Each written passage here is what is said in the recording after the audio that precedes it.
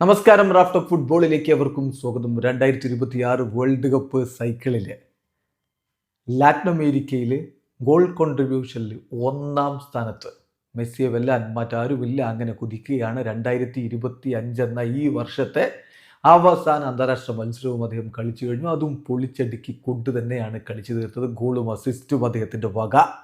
Argentina വിജയ ശ്രീലാളിതരായി കളിക്കളം വിടുകയും ചെയ്തു. ഏതായാലും 2026 വേൾഡ് കപ്പ് സൈക്കിളിൽ ദേശീയ ടീമിന് വേണ്ടിയിട്ടുള്ള ഗോൾ കോൺട്രിബ്യൂഷൻസിൻ്റെ കണക്കിൽ ലിയോ മെസ്സിയാണ് സൗത്ത് അമേരിക്കയിൽ ഒന്നാമത്. 21 മത്സരങ്ങളിൽ സ്റ്റാർട്ട് ചെയ്തു. ആകെ 24 കളികൾ കളിച്ചു. 21 സ്റ്റാർട്ട് ചെയ്തു. 17 ഗോളുകളും 9 അസിസ്റ്റുകളും. അതായത് 24 കളികളിൽ നിന്ന് 21 സ്റ്റാർട്ടുകളിൽ നിന്ന് 26 ഗോൾ കോൺട്രിബ്യൂഷൻസ് ലിയോ മെസ്സി സ്വന്തമാക്കി. ഓരോ 75 മിനിറ്റിലും ഒരു ഗോൾ കോൺട്രിബ്യൂഷൻ വന്നു എന്നർത്ഥം. 16 ബിഗ് ചാൻസുകൾ അദ്ദേഹം ക്രിയേറ്റ് ചെയ്തു. 57 കീ പാസുകൾ, 64 സക്സസ്ഫുൾ ഡ്രിബിളിങ്ങുകൾ. എന്താണ് ഇത് കണക്ക്?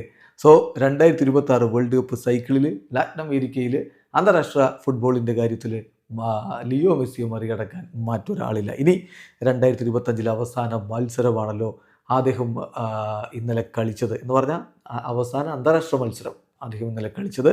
അതിലദ്ദേഹം ഒരു ഗോളും ഒരു അസിസ്റ്റും, ഒരു കീ പാസ്, 5 ഷോട്ടുകൾ 2 ഓൺ ടാർഗറ്റ്, 4 ഡ്രിബിളിംഗ് അറ്റംപ്റ്റുകൾ 2 സക്സസ്ഫുള്ളായി, 4 ഡ്യുവൽസ് വിൻ ചെയ്തു.